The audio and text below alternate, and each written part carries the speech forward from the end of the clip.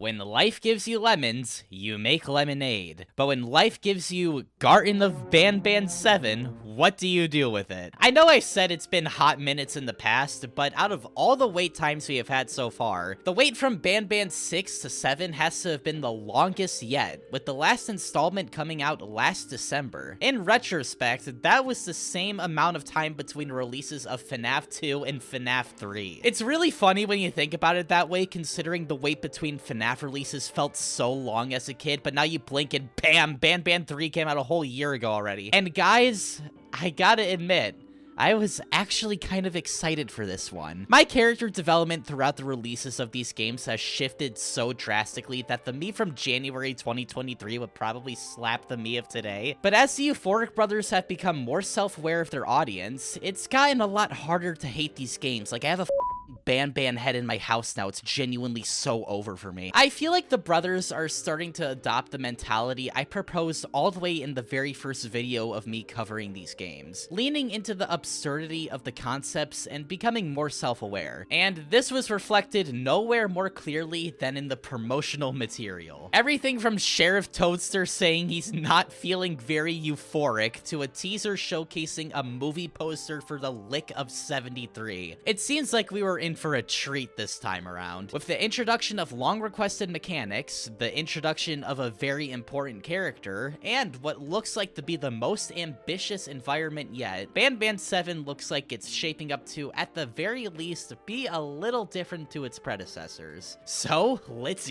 get euphoric and descend further down into Banban's kindergarten.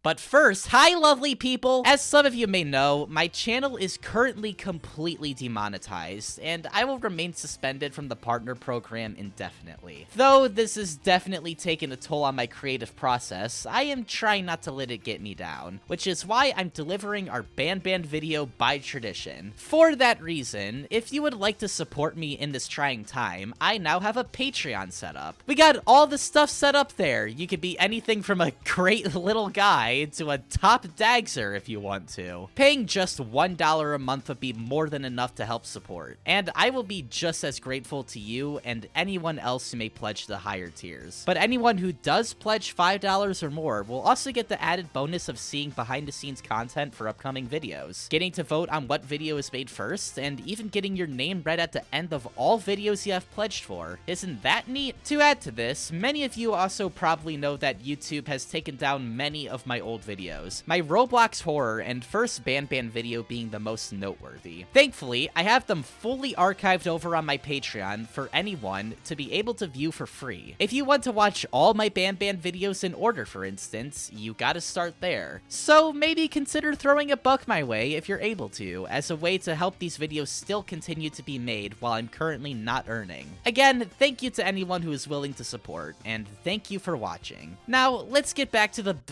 Lick of 73. I just want to mention it's been 6 games now and we still haven't fixed this error on the menu screen. Our journey starts off exactly where we expected to, getting off the elevator and entering this game's lobby. We start things off a lot slower and more detailed this time around, being guided to watch an employee training tape for Banban's kindergarten on what to do if in contact with Nab Nab, or Case 8 as the tape refers to him as. Although it's pretty bare bones, feeling a lot like an amateur analog horror video, I am genuinely a big fan of the world building here, as this helps make the facility we've been wandering actually feel like something more than arbitrary levels we're forced to trek through. Also, they imply that will steal your bitch if you're caught by him, which is not true. His entire purpose is the fact that he is lonely. Shame on you, Ferris and Geppo, you didn't even get your own lore right! Not long after this, we see Tomataki and Chamataki get slammed down our elevator, since it seems the only purpose these characters now serve is to spook us at the very beginning of these games. But they look different this time around. They look notified. To briefly refresh you on the events of the last chapter, it ended with much of the original cast being under the control of the villain Sir Dadadoo, the latest antagonist introduced into this wonderful mythos, with Banban being said to have held them off just long enough for us to get to the lower level. Now, our goal is to find the surgeon and hopefully end the reign of Sir Dadadoo. Grabbing our keycard, we make our way up to our next bug-infested room. I think this is only like this because the Euphoric Brothers finally remembered that they said all the floors after Banban 3 were abandoned, and their solution to portraying this was just putting these bug scripts everywhere that have the ability to levitate, by the way. Also, if you die in this area, when you respawn, the Great Migration occurs. I hope none of you watching have a phobia of roaches, but if you do, thankfully, they won't be here for too long. We need to get past the other side of this Banban bottomless pit TM with this ball bridge thing. You know, this isn't even the weirdest contraption in this kindergarten, so I'm not even going to question it. Anyways, we grab 2 items on our way to the other side, a roll of duct tape and a lighter. Recharging the doors in order to progress, we notice a familiar foe watching us above in the distance. Crossing back normally would just get us killed, so we need to get a little bit crafty this time. Using this conveniently placed bottle of Juvanium, we roll it over and use our duct tape and lighter from earlier to make a straight up bomb to lure in Nabnalina with. This works, and she gets sent into the depths of the Banban pit TM. Now, although this gives us a temporary solution, knowing how Juvanium works on these monsters, won't she just come back more powerful now? Well, regardless, it really isn't something we gotta worry about, and it doesn't come up again. Although, you can see Nabnalina never loads out of her freefall, so you can just see her glowing at the bottom of the pit the whole time, which is really funny. We head back to the other side, now without any danger, and proceed through the next door, which is thankfully a lot less infected. You might notice that this game is significantly foggier than the previous ones, likely to lead into that abandon effect this installment is trying to go for. This effect is called Lumen, and it's used in a lot of Unreal Engine games. I highlight this because the brothers implemented this feature extremely poorly. For instance, in this room that we just walked into, if you stand far away in this hallway, you can see the end of the hall clear as day, even though it's supposed to give off the illusion of being pitch black. This also makes the shadow of the bugs look all weird. This effect is just really poorly implemented and absolutely needed tweaking before the full release. Definitely the worst thing about this installment so far, and as you'll see, this will unfortunately stay pretty persistent. We attempt to call a train in this area, but unfortunately it's offline, and it's made pretty clear as to why. Walking to our destination on foot and stumbling across a long staircase, we're faced with a rather ominous looking room. Opening the door, we're met with a rather unsettling sight.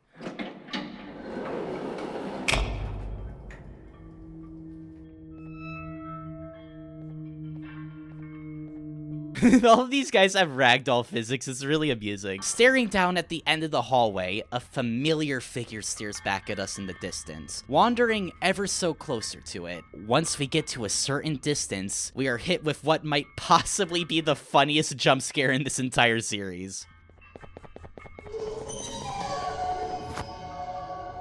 We wake up from our unconscious state, getting our first good look at Syringin, who also has what I think is an Australian accent. Do you humans ever get easier to look at? He seems to be preparing to do an operation on us, but gets distracted when one of his helpers gives him the wrong tool, leading Syringin to have a reaction that is so bombastic, the music completely drowns out his rants like it's a Sonic Adventure 2 cutscene.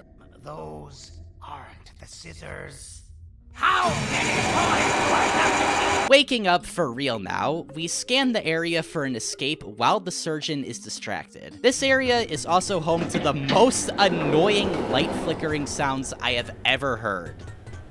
Unknown creatures also start banging on the boarded up doors as we get closer and see the surgeon surgeoning all over the place in the other room. Once again, there isn't a clear objective on what to do this time around. There's this dude crying in the corner with the prompt that just says we need to give him some medicine. Doing so in the form of this lollipop on the floor. Giving this to the guy has him chuck this piece of rope at us, giving us a new piece of equipment. Going to the other side outside of this medical office, we enter another room in which we grab a hammer. Again, we're getting crafty in Banban's kindergarten. I really like the implication that throughout these chapters, the mom or parents or whoever we're playing as has just adapted to the way of life down here and can now just set up elaborate traps to proceed forwards. We take the boards off of these doors and set a tripwire beneath them for Syringin to run right into. This works, and he strikes a deal that if we save him, he'll become allied with us for the rest of this chapter, which is really funny because this feels like character progression ripped straight out of a Buggy Huggy video, but you know, the student becomes the master, I guess. Syringin goes on to tell us about the events that happened since last chapter, more about the scepter, and how one of the last subjects not under the control of Dadadu is Jumbo Josh. You can even see it on this board here. Our plan now is to track down Jumbo Josh in hopes that he'll be strong enough to take down the Dadadu army. And before letting us go, we're given our new gadget for this game, the Remote 2.0, which does something that has been requested since the very first game. Ladies and gentlemen, we have now become the good old throne. I am really glad they finally did something more creative with this gimmick that has plagued the game since the first installment, though just because it's a feature that has finally been implemented doesn't mean it's necessarily the best. The controls are extremely slippery, and you come to a dead stop if you hit a wall, and if you're a really unlucky bastard, you will just repeatedly get stun locked on collision until your drone just decides to teleport far away from your current objective. I see what they were going for this time, and I really respect the decision to try and implement this, but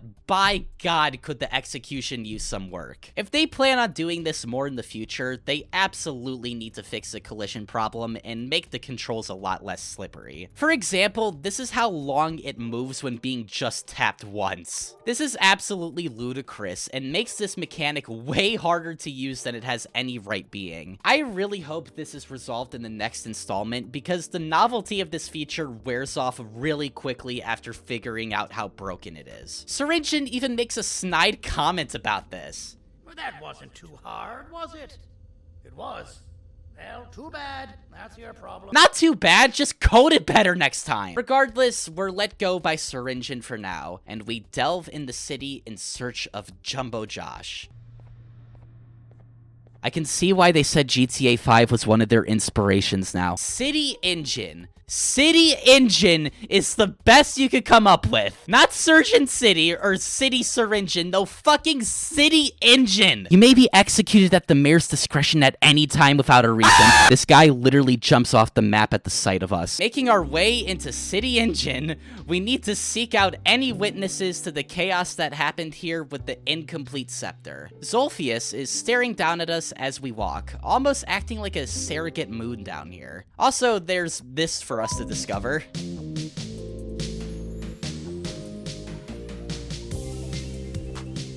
There's a lot about this city environment I find really interesting. First off, these windows you see as you walk into the city look like they actually have fully furnished interiors inside. This is a technique known as interior parallax mapping, and can be most prominently seen on the title screen. This is being adopted by a ton of open world games that take place in cities, and I think it's neat that the brothers also learned how to use this effect in a way that looks pretty nice. We've come a long way to these ugly window PNGs in Banban 2 that look like they were ripped straight from Gary's mod. Though, the brothers seem to have forgotten to model the backs of these buildings, so you can literally just see right through them on certain sides of the map, which is also really funny. Making our way around the city and finding the witness, we briefly get reminded that we're a second-class citizen down here. Out of all the people that the mayor could have sent, he sends you?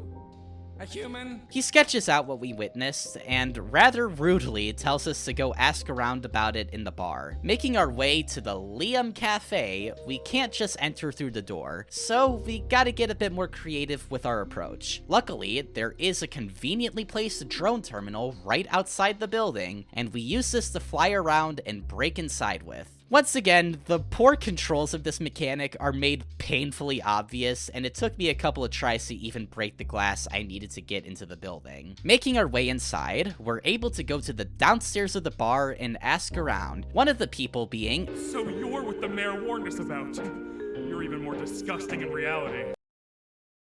Can I voice act in Banban 8? Ignoring that, we need to do something for Liam before we can get him to talk to us. Finding a blue key card in the back of the bar and then going back upstairs, we find an ID that we can just use, I guess? That's right. Does FNAF allow you to commit identity fraud? Yeah, I thought so. This is why Banban wins, goddammit. Giving our newly acquired ID to Liam, we give him our drawing of the witness and are told that we'll want to talk to the boss. Making our way outside, we see a familiar face. From being the Queen's personal bodyguard to some bounty hunter living in an alley.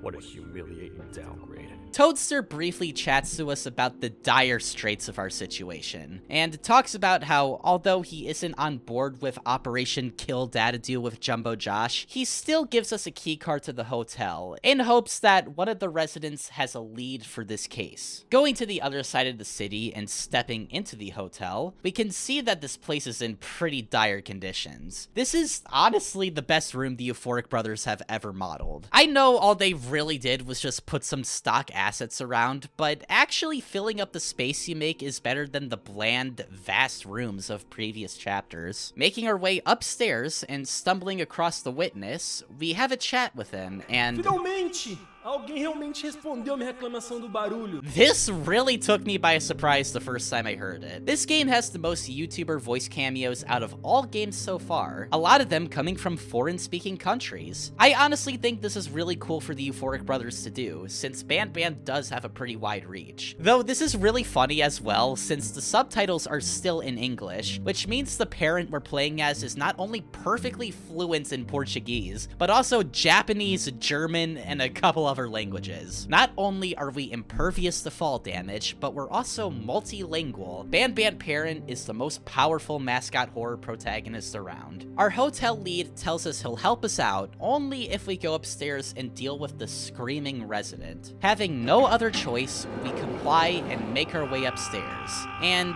quickly see why he might have been screaming so loud. I'm still hungry. Oh, I remember you. You always hated my jokes. This section of the game is really dire, not even for the bitter giggle chase itself, but more for the fact that figuring out where you even need to start running is a puzzle in and of itself. This is a very small room, and this is also the darkest Banban game by far. Figuring out how to run into this emergency exit took me way more tries than I would have liked to admit, and should have probably been thought out a little more cautiously. Even on repeat playthroughs, knowing what I need to do, I still got stuck at this part a little bit because the game is too damn dark in this area. Regardless, the chase in and of itself isn't anything to write home about, sadly. We run through some corridors and do some rooftop parkour, then Toadster calls out to us to grab his hand. Doing so triggers the most thug-ass gangster cutscene in this entire series. We hide in a room with Toadster before being attacked by the naughtified Bitter Giggle once more. Toadster having to take action on Jester accordingly, though he might have taken too high of an action. No! I didn't mean to. It's okay. I deserve this time off your day to make somebody laugh. We don't cherish that nearly enough just yet. I've yet to experience such a euphoric feeling. Guys, he said the thing! He said the flippin' thing!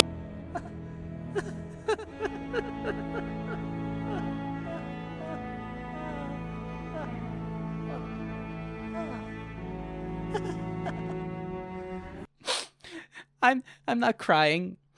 I just have some Javadium in my eye. On this day, we remember our fallen friend, and the character that arguably brought Banban together when nothing else could. Thank you, Bitter Giggle. You'll still be making the Queen laugh in our hearts.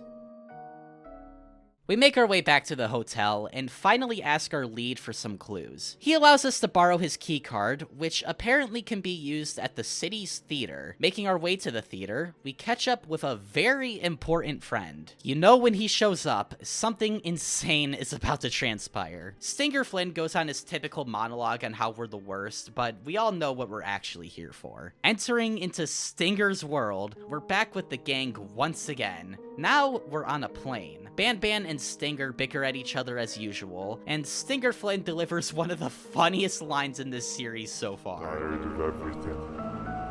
There is no point, man. They continue to argue some more before Stinger Flynn gets pushed past his breaking point and attacks Banban. Though, Banban doesn't take this sitting down. Like, look at this guy. This is what you get for messing with Uffman, Stinger Flynn. The plane is set to self-destruct, so Nab, being the G that he is, grabs us in Captain Fiddles and throws us out of the plane as we watch it explode. Typical Banban shenanigans. These scenes kind of speak for themselves, but I'll definitely say this is probably the best one of these scenes since the car ride from the third game. The last two have felt really forced in my opinion, especially the Choo Choo Charles cameo. So this one I thought was actually pretty funny this time around. Now, back on track with our actual mission. We punch in our ticket to the theater, and we are met with more casual racism. Walking into the theater, we had the chance to see many wonderful movies, such as The Button of Death Part 2, Flumbo and Friends, The Lick of 78, and The Hour of Banbanning. There's also a poster in here that finally confirms Egghead Gumpty is indeed connected to the Banban universe, meaning Egghead Gumpty is in fact essential playing for all you Banban enthusiasts out there. There's also one last movie poster in here that words don't really do justice, so I'll just play my raw reaction here. Bigger Garten. Gotta look at that green one. Lost in the what? We make our way to the end of the hall where we are seeing the play we came here to see, Trojan Tarda. Making our way to the bottom, we talk to another citizen and fellow appreciator of fine art, are you? It is genuinely so shocking to hear this man talk so calmly when he isn't yelling about SpongeBob's evil clone. Anyways, Fusion Z Gamer tells us in order to get the Jumbo Josh tracking collar, we need to fix the lights scattered across the theater. Plugging them all in, we're given a special delivery by theater staff. That delivery being a Trojan Tarda. Well played, guys. Doing our due diligence, we gently bring it down to the stage. Heading back down to talk to the witness, the play starts. Though it all doesn't go according to plan. Run! What? Oh no. I'm back. Narrowly avoiding our avian adversaries, we use our newly acquired tracking device to seek down the location of the green gorilla. Also, he's referred to this multiple times throughout this installment. Did any of you ever take Jumbo Josh as a gorilla? I guess I could see it with the body, but because of the head shape, I never pieced it together until now. Regardless, the device leads us to Tools Mart, more specifically, the back alleyway of the establishment. Though, the face of Jumbo Josh isn't the face we encounter back here. You're just in time for the pop exam. If you've attended class consistently, this exam will be a piece of cake. Even when notified, Miss Mason still needs to give us a signature test. This one is actually pretty creative, needing to match slight descriptors of each of the mascots together in order to progress. But although I think this is a fairly neat puzzle, 3 whole rounds of it definitely felt pretty unnecessary. At the very least, they give you plenty of time to complete these tests. So failure isn't really that likely if you just know what you're doing. Not really much to say about this section, so we can move on. Completing Miss Mason's test allows us to get the keycard we need in order to enter the tools shop, though we need some extra assistance with opening this door. Luckily, just the guy shows up in order to help. Syringan stays back and keeps watch for us while we explore the incredibly dark tool store. Using our drone, we progress deeper into the department. On our way past, we see one of the assistants pleading for us to get out, but we're Banban parents, so whatever this guy can't handle, we probably can. We make our way into the room with a simple mind test, which starts off easy enough. Just a memory game on which silhouette matches who, but it gets pretty difficult to keep track of after a while. And this leads to what is likely the scariest scene in all of these games so far.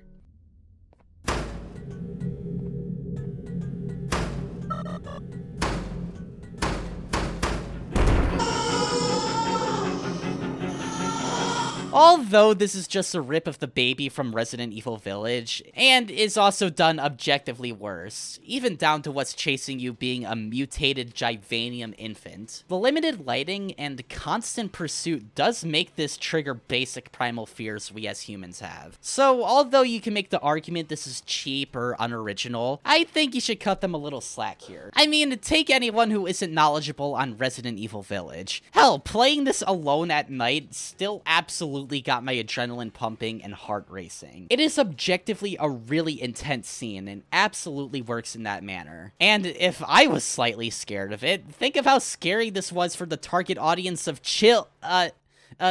I mean Lanky Box viewers. Yeah, I meant Lanky Box viewers. Escaping the grasp of this goopy baby, we do a few more mind puzzles and another admittedly lengthy drone puzzle. Now, look, I understand these games need to have things like this in them, but you can tell the parts of these games the brothers invested the most and least amount of time in. These next few rooms are the closest thing to feeling like padding in this chapter, and it's still something I believe the brothers need to do a little bit differently. I think if you feel the need to pad out a room with the same repetitive puzzle several times, maybe catch yourself and truly think if this will be an enjoyable experience for the people who purchase your product. I believe this game has had the absolute least filler of any of these installments by far, but of course it's still not perfect, nor do I expect it to be. But if there is anything I'm really wishing to see in the next chapter, it's absolutely this to be addressed more. Finally making our way out of Tools Mart, we collect our Jumbo Josh sample and bring it to Syringin. He monologues for a little bit about his master plan to lure in both Dadadu and Jumbo Josh to the same place in hopes that his plan works. The first one shows up, and Dadadu also returns with his own monologue, and holy shit, get this guy a pop filter. I can't describe how good it feels to see you all towering in fear. He explains how if there's a trap set up, he isn't going to fall for it, then proceeds to fall right into the trap. I knew it. Summoning his army and commanding them to make work of us, things start to look bleak. But then, something magical happens. Ladies, gentlemen, and anything in between, I present to you the coldest scene in Banban history.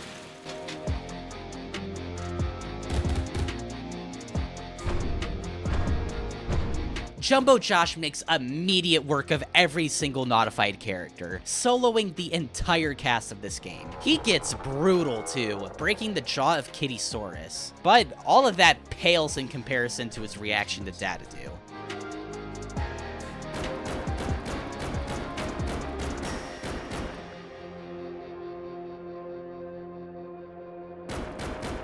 The plan having worked, Jumbo Josh does the next natural thing for his brain to do. No! Don't eat it!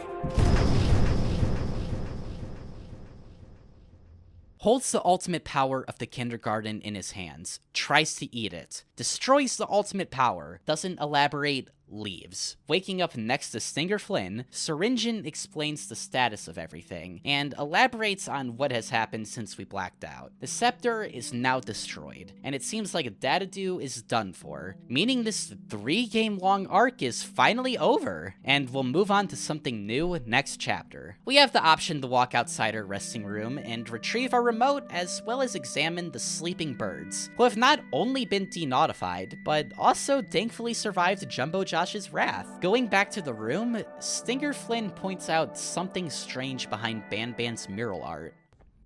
Why does it look like we can peel that drawing on the wall? What's that? That drawing on the wall. Seems like there's something behind it. Weird. I would just leave it alone. You two should rest. Ignoring the words of Syringin, we peel the sticker off. This reveals a rather unsettling sight. Never play with the devil. Doctor's orders!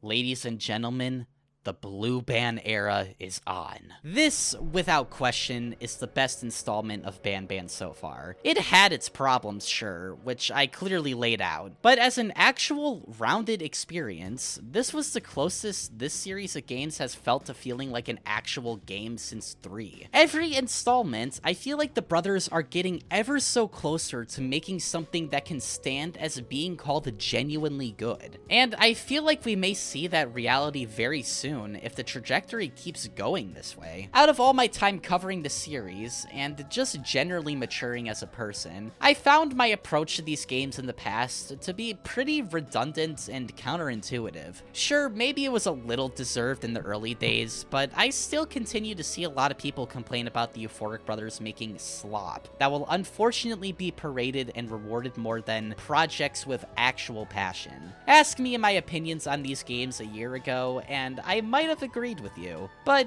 looking at it now, I don't really see this as a very productive takeaway to these games. Ultimately, Banban is still amateur art, a game series being made by 2 people exclusively, with monthly releases that pursue to be better than the last. I think there were, and are still a lot of things to criticize the brothers for. But seeing all they've done to rectify things in the past has made me want to root for them now more than anything. They have implemented features requested for ages now, and even if not done in the best way, is still a good step into taking community feedback. Now they poke fun at themselves a lot, and seem to be a lot more humble than they initially were, even having the humility to hire one of their longtime beefers as a voice actor. Like, if nothing else shows growth, that surely has to. In the end, even if it won't reach the same peaks it did back last year, I don't think Banban is going to be something that's gonna go away anytime soon. It feels like something that'll be a constant in our life for a while, and that thought is honestly weirdly comforting. I've grown a lot in this past year, and I think the brothers have as well. I honestly can't say anything more than I'm